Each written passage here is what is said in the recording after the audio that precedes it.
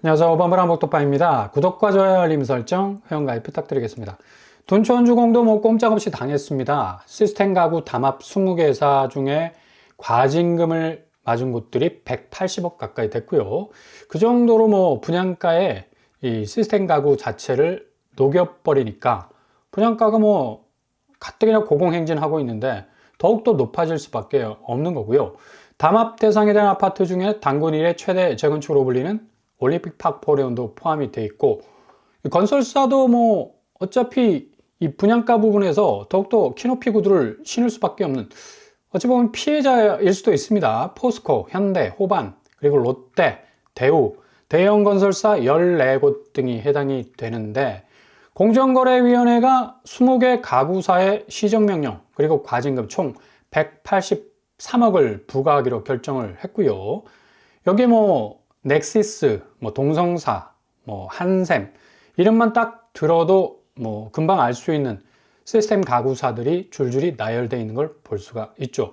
각각 44억, 38억, 33억, 35억, 15억 정도로 이렇게 과징금을 맞게 됐는데, 시스템 가구 입찰 시장에서 10년이 넘게 관행처럼 이루어졌던 이 가격 담합 때문에 국민의 보금자리인 아파트 가격 상승 요인 충분히 자극될 수밖에 없었다는 얘기고요.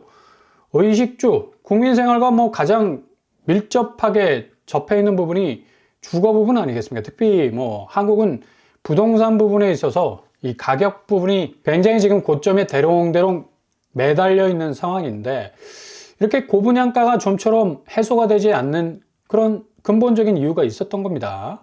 이렇게 사정이 진행이 되다 보니까 신축 아파트 상승폭이 구축의 2배 정도에 이르는 수도권 얼죽신 얼어 죽어도 신축이다라는 그런 분위기가 계속해서 이어질 수밖에 없는 거고, 어찌됐든 신축 붙잡게 되면 신축은 언젠가 올라갈 수밖에 없겠다라는 심리적 기저가 쫙 깔려 있는 겁니다. 5년 이하 신축이 1.6% 정도 상승 추세를 보이는 반면에 구축은 오히려 지금 떨어지고 있지 않습니까? 그만큼 사람들이 이 신축에 대해서 선호할 수밖에 없는 가격 경쟁력인데, 근데 지금 신축이 그닥 이전에 보였던 경쟁력을 아주 세게 드라이브를 걸고 나가지를 못하고 있는 그런 또 상황인데, 서울만 하더라도 지금 다른 여타 광주, 인천, 대전, 울산, 충북, 강원, 경북 등등등 다른 지방에 비해서 월등하게 평균 분양 가격이 계속해서 높아진다는 걸 알 수가 있습니다. 서울 아파트 평당 평균 분양가와 매매가 차이가 이렇게 골든 크로스를 이뤘어요. 결국 분양가가 주변 매매가보다 더 비싸. 그러면 이거 거의 배보다 배꼽 큰 거 아닙니까? 어차피 분양가가 주변 시세보다 좀 싸야지 이후에 딱 내가 내 집을 갖게 됐을 때는 가격 경쟁 면에서 더 올라갈 수 있는 여지가 있거든요. 근데 이런 이 가격 상승분을 미리 다 땡겨 와가지고 분양가에 녹여놨으니까, 이거 처음 나올 때부터 주변 시세보다 훨씬 더 높은 분양가 수준이니까 이게 가격 경쟁이 좀 제대로 되지 않을 가능성이 높다는 얘기입니다. 계속해서 신축으로 나오기는 하는데 주변 시세보다 너무 높아. 그러니 그 고점에 매달린 가격 누가 내가 산 가격보다 더 높게 쳐줘서 사줄 수가 있겠냐고요. 그러니 구축 매매가 그리고 신축 분양가 이렇게 골든 크로스를 이루고 있는 걸 볼 수가 있죠. 이 분양가는 대체적으로 분양가 상한제 해제 때문에 더욱더 이 서울 같은 경우에는 이 가격이 급상승하는 모습을 보였습니다. 금리 인상뿐만 아니라 부동산 프로젝트 파이낸싱 같은 부실 여파에 따른 조달 금리 및 자재비, 인건비, 또 원가 상승 동반해서 큰 폭으로 오를 수밖에 없었죠. 이러다 보니까 이제 주변 시세보다 더 높은 분양가, 아주 노멀한 일이 될 수밖에 없었던 거고, 상황이 이렇게 전개가 되다 보니까 그냥 생각 없이 분양받은 사람들 도저히 이후에 당첨 이후에 자금적으로 끌어갈 여력이 안 되니까 그냥 계약서 찍고 나오는 겁니다. 최근에 분양했던 창경궁 롯데캐슬 시그니처 보세요. 공급 세대 수가 45세대 포기해버렸습니다. 통장 찢어버린 거죠. 당첨이 됐기 때문에 그동안 애지중지 잘 관리했던 통장 더 이상 의미가 없어졌고요. 그래서 무순위로 나와가지고 135대 1을 찍었는데, 여기도 최종 계약까지 가봐야 알 수가 있겠죠. 그리고 에비뉴 청계 7차입니다. 7차. 와, 잔여 물량 털어내는데 지금 7번째 지금 무순위로 나오고 있다는 얘기고, 지금 공급 세대 수가 3세대, 11세대, 7세대 나오고 있는데 경쟁률은 두 자릿수이기 때문에 이게 또 어떻게 될지 모른다는 얘기입니다. 그러니까 무한궤도로 돌아갈 가능성이 그만큼 높다는 얘기고, 신림 스카이 아파트 역시도 뭐 이 4세대 정도 나왔죠. 여기 뭐 17차입니다. 17차. 야, 이거 이러다가 10년 동안 잔여 물량 털어내는 거 아닌가? 라는 생각이 들 정도로 44대 1, 31대 1, 47대 1, 두 자릿수 경쟁률을 기록하고 있지만 일단 뭐 당첨이 된 사람들은 뭐 변심이 생길 수밖에 없는 거죠. 그만큼 지금 집값 추이가 심상치가 않으니까. 그란츠 리버파크 임의 공급 1차인데 여기도 뭐 5구제곱에서 18세대, 84제곱에서 13세대 정도 나왔어요. 근데 무순위 경쟁률도 그리 높지 않습니다. 두 자릿수 경쟁률을 기록했기 때문에 무한궤도 돌리는 또 무순위 잔여 물량 털어내기가 될 것으로 보이고요. 힐스테이트 등촌역 역시도 마찬가지죠. 84A가 무려 48세대나 쏟아져 나왔어요. 그만큼 도저히 그냥 감당 못하겠습니다 하고 딱 포기하고 나오는 분들이 뭐 어마무시 많다는 걸 알 수가 있겠죠. 이렇게 와르르 쏟아지는 서울 잔여 물량, 결국에 누가 고점에 물리지 않느냐가 아니라 물리느냐, 오징어 게임이 계속 되고 있다는 얘기예요. 계속해서 뭐 반복되는 물레방아 무순위를 통해서 고점에서 설거지할 수밖에 없는 누군가가 딱 발목이 잡혀 버리게 된다면 이거 뭐 빼도 박도 못하는 그런 상황이 전개가 되는 거고, 아무튼 고점에 물린 분양가 무순위는 무의미합니다. 이거 아무리 당첨돼도 실익이 없다는 얘기예요. 오히려 스스로의 어떤 자산 가치를 더 깎아먹는 일이 될 수밖에 없는 것이기 때문에 좀 신중할 필요가 있다는 얘기죠. 이런 어떤 부동산 침체, 뭐 좀 극복 차원에서 오세훈 시장이 이 부동산 규제 철폐에 대한 어떤 드라이브를 계속해서 걸고 있는데, 건축 심의제도 등 10건 정도를 손보게 됩니다. 이렇게 되면 재건축 시장에서 뭔가 조금 호재로 작용할 가능성도 있어 보이고요. 서울시가 불명확한 문구로 건축 심의 대상 뭐 자의적으로 늘린다라는 지적 다 철폐를 하고, 이후에 이런 어떤 이 철폐하는 공공, 민간 건설 분야와 일상 불편 개선 등 뭐 시민이 체감할 수 있는 것들이라고 하는데, 점점 뭐 서울시의 이 재건축 규제가 혹은 재개발 규제가 더 확대되는 그런 양상으로 갈 수밖에 없게 되는 거고요. 잠삼대청 뭐 얼마 전에 아파트 291곳 토제 풀지 않았습니까? 그래서 뭐 상당히 이 잠삼대청 중심으로 아파트가 다시 반등할 가능성 높다라는 전망도 나오고 있는데, 음마하고 아시아 선수촌은 14개 단지 제외됐습니다. 압구정 여의도는 유지가 됐고요. 뭔가 이렇게 토제 풀면 아파트 값이 급등할 것 같은 여지가 보이기는 하는데, 글쎄요. 지금 부동산 시장 전체적으로 침체기에 들어가 있기 때문에 이렇게 규제를 뭐 갑자기 푼다 해서 아파트 가격이 뭐 이전처럼은 급등하는 그런 어떤 모습은 보이기 힘들 것으로 보이고요. 집값 급등 시 다시 재지정하는 검토가 남아있기 때문에 아마 눈치 작전이 계속적으로 이어질 것으로 보입니다. 아무튼 오세훈 시장의 이런 부동산 규제 해제 뭐 빗장을 풀면서 서울 아파트가 어떤 방향으로 갈 것인가, 뭐 반등, 상승할 것이다라는 장밋빛 전망도 나오지만, 결국에 이 규제 유연성이 잠식된 이 부동산의 빗장이 풀리기란 조금 힘들어 보인다. 내부적인 요인도 중요하지만 외적 변수가 너무 강하잖아요. 지금 한국 경제 전반을 흔들고 있는 이 위기 요소가, 리스크가 어마무시 많기 때문에 동서남북 다 포위되는 것처럼 지금 완전히 첩첩 에워싸고 있는데, 이렇게 되면 자산 시장의 전통성은 이제 가격 상승으로는 더 이상 버티지 못하는, 견인되지 못하는 그런 상황에 몰릴 수밖에 없는 거고요. 지금 뭐 이런 이 금리 부분에서 가장 본자가 될 수 있는 미국, 지금 모기지 금리도 미국에서 아주 뭐 문제가 되고 있습니다.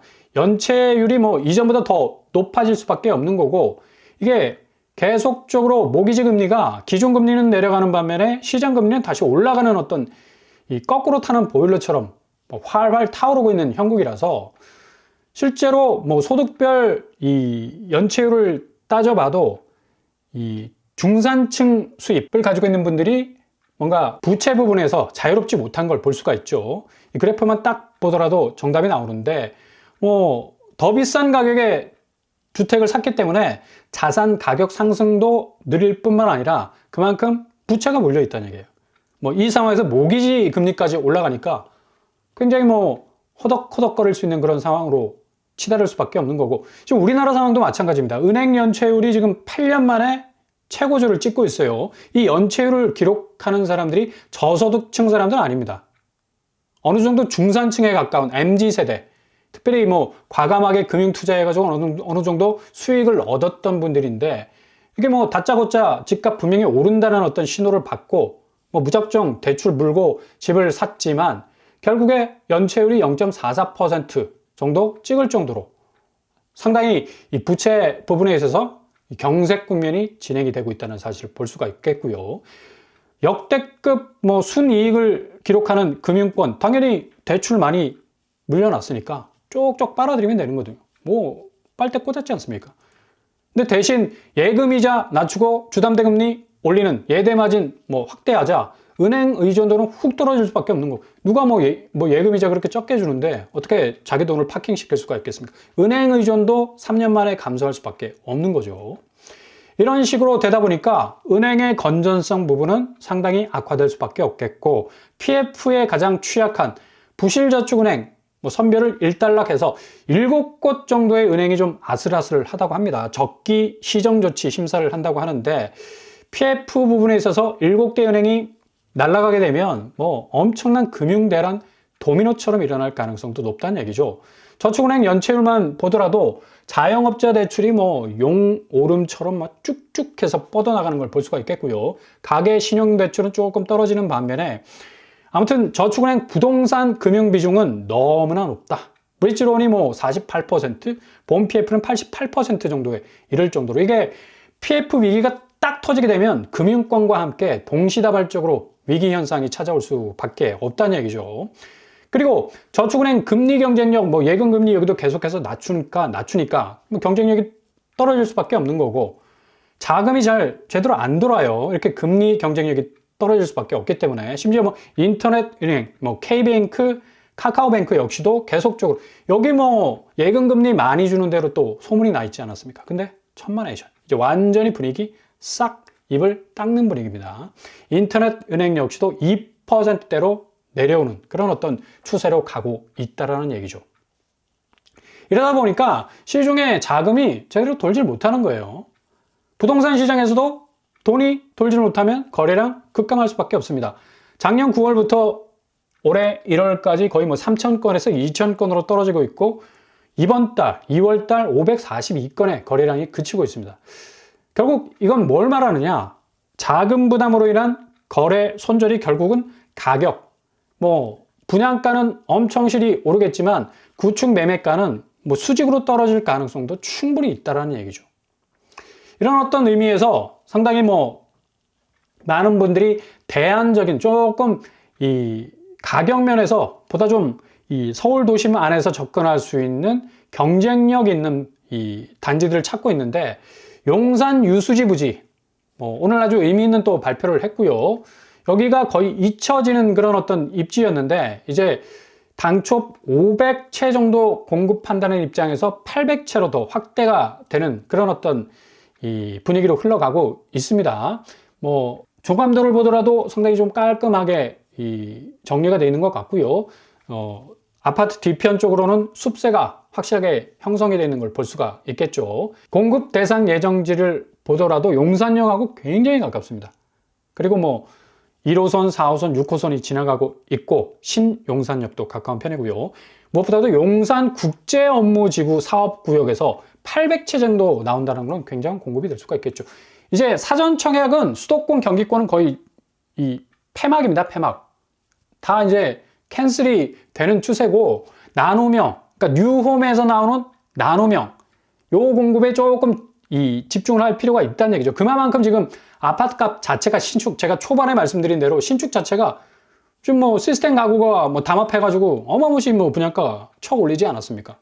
똑같은 어떤 그런 이 고분양가에 대한 부담을 안고 있는데, 도심에서 나오는 나노명은 좀 집중할 이유가 있다는 얘기죠. 뭐 입지도 뭐 마포, 용산, 용산공원, 한남동을 끼고 있는 그런 아주 초입지라고 말을 할 수가 있겠고, 당초 500채에서 800채로 확대가 된다는 사실, 나노명으로 공급이 되면 용산에서 5억대가 나올 수가 있습니다. 굉장한 어떤 경쟁력이라고 볼 수가 있겠죠. 뭐 용산에서 아파트값 20평대 뭐 신축으로 나와도 15억 이상 나갈 건데 거의 뭐 3배 정도 싸다고 말을 할 수가 있겠죠. 가장 초근접 역세와 입지를 가진 곳으로 진입비용 경쟁력이 있을 수가 있어요.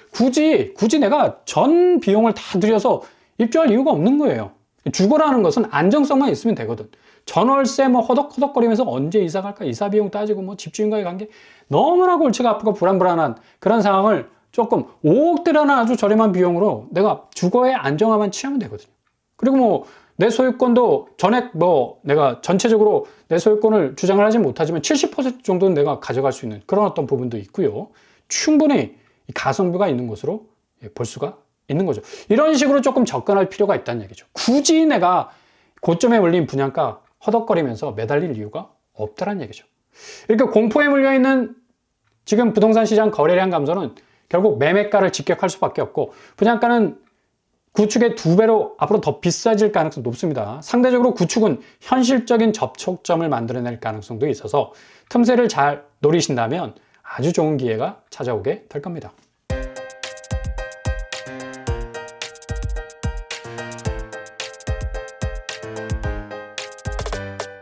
오늘의 부동산 캐릭터처 역시 이 앞으로 부동산 시장은 분양가 부분에 있어서 뭐 얼룩신, 얼어 죽어도 신축이라는 어떤 굳이 뭐 그런 고점에 물린 아파트 살 이유가 없다라는 분위기 확산되고 있기 때문에 가장 주거 안정성이 있는 입지도 좋으면 금상첨화겠죠. 그런 것들 틈새 노릴 필요가 있겠고요. 결국 공포에 물려있는 거래량 감소는 매매가를 직격할 겁니다. 상대적으로 구축은 신축보다 훨씬 더 반대적으로 현실적으로 좀 손에 닿을 수 있는 가격 적정선에 내려올 것으로 보이고요. 아무튼 잘 관망하시면서 지켜보신다면 골든타임 분명히 잡으실 수 있을 겁니다. 오늘도 응원합니다. 항상 여러분의 길이 꽃피는 날 되실 수 있기를 바랍니다. 이상으로 빰빰한 복도 빠마치겠습니다. 구독과 좋아요 부탁드립니다. 감사합니다.